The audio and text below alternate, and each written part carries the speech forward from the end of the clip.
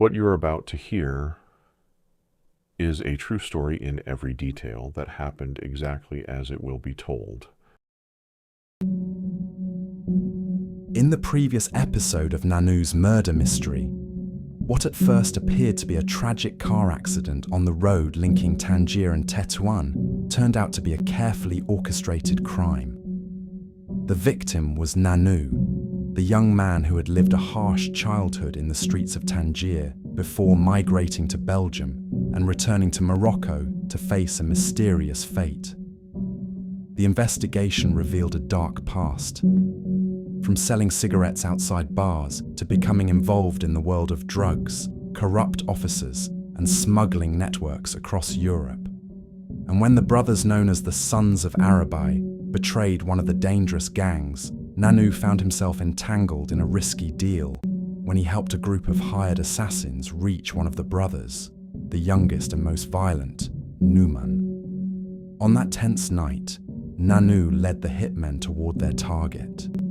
They followed him silently through the streets of Tétouan until they trapped him at a dark intersection. Silence returned to the scene. The moment of confrontation had begun. Moments later, Nouman stepped out of his car, furious. Nouman, who was used to beating innocent people without mercy, thought this situation would be no different from any other opponent. He lunged at the hitmen, throwing a powerful punch as he had done with his victims, expecting to crush them easily. But one of the hitmen dodged Nouman's blow with remarkable skill, grabbed his arm, and twisted it violently until the sound of breaking bone echoed. Nouman screamed in pain like he had never screamed before.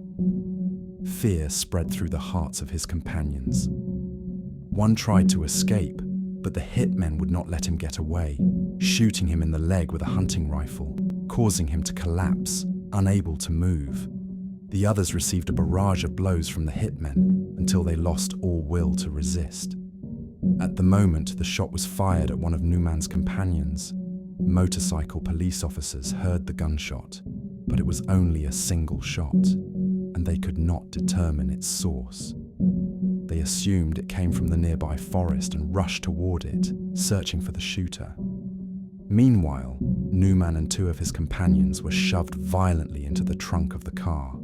His screams of intense pain filled the night as the vehicle sped away, leaving behind echoes of terror and blood, turning the night into a scene that Nanou would never forget.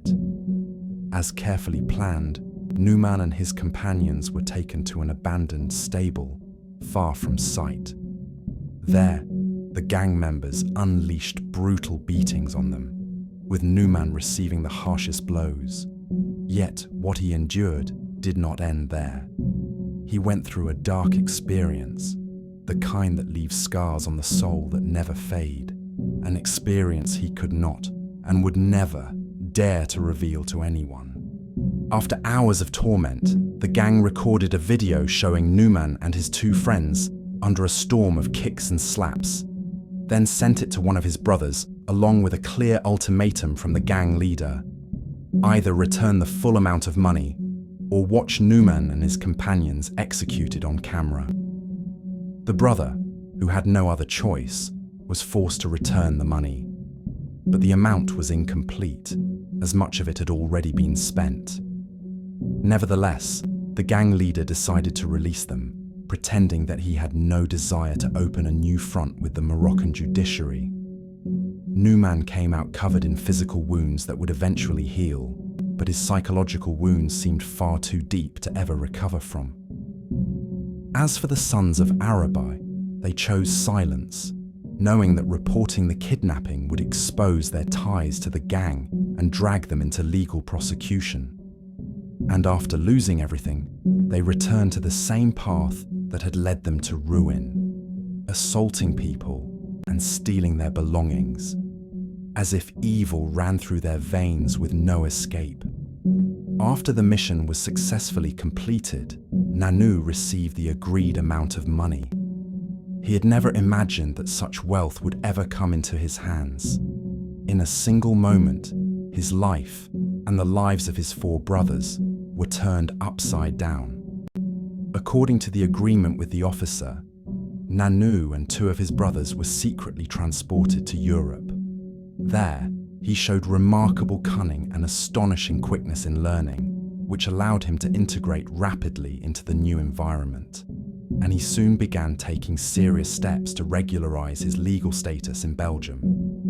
However, the gang that had facilitated his escape was already wanted by the Moroccan authorities, with international arrest warrants issued against them. To rid themselves of the burden of police pursuit, they decided to hand Nanou over to one of the most dangerous Moroccan gang leaders in Europe. Thus, Nanou found himself face to face with a man everyone knew and everyone feared, Tara. A legendary figure in the criminal underworld, hard as steel, who only smiled at the sight of blood. Tara commanded a vast criminal network stretching from the dark streets of Brussels to the ports of Spain and Italy, a network that controlled drug trafficking and smuggling of all kinds. His presence was terrifying. It was enough for him to step into a room for silence to fall, as though even the air itself froze. It was said that his black eyes could pierce straight through to the weakest point of anyone standing before him, and that he would not hesitate to eliminate even his closest men if he suspected their loyalty for a single moment. Although Tahra was a ruthless gang leader feared by criminal organizations across Europe and wielded considerable influence in the organized crime world, he was nothing more than a subordinate to a far more dangerous man, a Bulgarian mafia boss nicknamed Stoichkov, due to his strong resemblance to former Barcelona player Hristo Stoichkov. This man was not just an ordinary gang leader. He commanded a criminal empire whose threads stretched across continents. He had direct connections with cocaine trafficking cartels in South America, as well as strong ties with the Italian mafia. His activities were diverse and bloody: drug trafficking, extortion, prostitution networks, and other operations that made his name synonymous with terror everywhere. Stoichkov was wanted by the authorities in his home country of Bulgaria, as well as several countries in Eastern Europe. He was known to kill for the slightest reason and would not hesitate to carry out executions with his own hands if he felt his authority was at stake. While his brothers preferred to stay away from crime, Nanou joined this savage world while they kept a safe distance. Yet he always shared the details of his activities with them, keeping them informed of all the secrets and hidden matters, despite their staying away from direct involvement. Tara began assigning Nanou small tasks as a test: transporting limited amounts of drugs between warehouses, monitoring certain suspects, delivering sensitive messages, or even keeping an eye on new members joining the network. These tasks were seemingly simple, but they measured his courage, cleverness, and ability to remain calm under pressure. Over time, Nanou proved that he was not just an ordinary operative. His bravery and quick wits in executing the tasks earned him Tara's trust. He began receiving larger assignments, transporting massive quantities of drugs across the streets of Europe, often in his own truck, ensuring complete silence and avoiding any attention. What set Nanou apart was his remarkable calm. He moved quietly through the streets of Europe, observing the roads and the watchers, transporting huge quantities of drugs with skill and intelligence, so that his shipments passed without raising any suspicions among law enforcement. Nanou's cunning and reliability earned him a rapid promotion within the ranks of the gang. Tara included him in an elite group of the most trusted individuals in the network, those entrusted with the responsibility of moving money. It was a major step into the heart of the gang's sensitive operations. Nanou became part of this delicate chain. He would receive money from one person, transport it to another location, and then deliver it to another member of the chain until the money reached its final destination without a single mistake. The amounts he handled were sometimes worth millions of dollars, whether as profits from deals or as bundles of cash sent to other gangs for their illegal transactions. The gang paid him generously, considering his invaluable efforts an essential part of their success. During the years Nanou spent in the European underworld, he built a wide network of contacts in this dark world. He met two brothers from Colombia who specialized in forging euro banknotes with astonishing precision, and he managed to establish a trusted relationship with them. He also met a Moroccan hashish trafficker named Riani, who led a small but effective gang in Europe, specialized in smuggling hashish from Morocco to Spain. In the past, Riani was a poor young man who made his living from fishing on the northern coasts of Morocco. He owned only a small fishing boat and survived on his daily catch, relying on his experience at sea and his ability to face the waves. This expertise caught the attention of smugglers, who soon recruited him to pilot boats loaded with hashish to Europe. It was a risky start, but it quickly brought him money he had never dreamed of earning before. Over the years, as his experience and connections grew, he decided to establish his own gang. He migrated to Spain, expanded his operations, then married a Moroccan woman living in the Netherlands and settled there. They had a daughter named Rania, and he never stopped his illegal activities. As his operations expanded further, Riani became a prominent aide to a powerful gang leader known as Daka, the man who controlled the hashish smuggling routes from northern Morocco to Spain. In the past, Daka and Tara had been partners, but they later separated amicably while continuing business without hostility. Tara later joined the Stoichkov Mafia, while Daka expanded his network with his loyal men.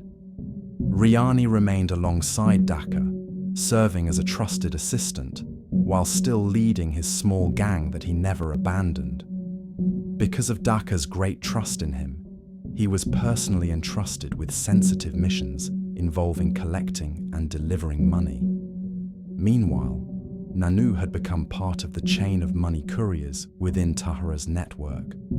Over time, his path crossed with Riani's, and a relationship of trust developed between them. Riani saw in Nanou a smart and calm young man reminiscent of his own early days, while Nanou saw in Riani a gateway to greater opportunities within the criminal world. One day, Nanou sat next to him and said excitedly, "I have an idea that could make us a fortune." Riani was surprised by his words but concealed his reaction and remained calm. Nanou continued, "I know two Colombians who are experts at forging euro banknotes with astonishing precision. Since you are responsible for receiving money from Daka and delivering it, we can execute a clever plan together. When I receive the money from one of the couriers in Tara's chain, we'll replace the real notes with fake bundles. We'll place real bills at the top and bottom while filling the middle with counterfeit money. And if anyone discovers it, we'll blame the other members in the chain." But before Nanou could continue, Riani exploded in anger, shouting at him sharply, "You are still too young to understand the danger of what you are saying. You will burn yourself, and you will burn me with you." Riani rejected the idea completely and warned him never to bring it up again, making it clear that betraying Daka was a red line that could never be crossed. Nanou, that impulsive young man, felt insulted when Riani had rejected his previous plan, but he kept his composure and acted as if nothing had happened. He continued carrying out the tasks assigned to him without objection. A long period passed, during which he met Riani several times and handed him bundles of money as part of his role in the money courier network. In one of the major transactions between Tara and Daka, the former partners, there was a massive deal worth 4 million euros. Daka assigned Riani to oversee the operation, so he traveled to Spain as he always did to supervise the sale of tons of hashish to Tahara's gang. Riani and his small gang delivered the goods to members of Tahara's network, while Tahara assigned one of his own couriers to transport the 4 million euros to Nanou, who was supposed to hand the enormous sum over to Riani. However, Nanou, driven by greed and a desire for revenge, decided to take a different course of action instead of following the usual routine. He contacted the two Colombian brothers who specialized in forging euro banknotes and executed the plan he had previously proposed to Riani, which Riani had strongly rejected. With precision and skill, Nanou replaced the real banknotes with counterfeit ones, leaving a few real notes at the top and bottom to avoid immediate detection, and carefully wrapped the bundles before handing them over to Riani. Riani took the bundles and delivered them to Daka, who received the money and placed it in the storage room where he kept the proceeds from his illegal activities. As usual, Daka wrote the name of the person from whom the money had been received on the bundles, marking them with the name Riani. But did the story really end here? Will Daka discover that the money he received from Riani was counterfeit? And will Nanou be able to hide his crime? Or will the threads begin to unravel little by little? Then, what will be Riani's reaction when he finds himself accused in an operation he never took part in? And will Tara intervene to protect his trusted man? So many questions. And the answers will be revealed in part 3 of Nanou's murder mystery.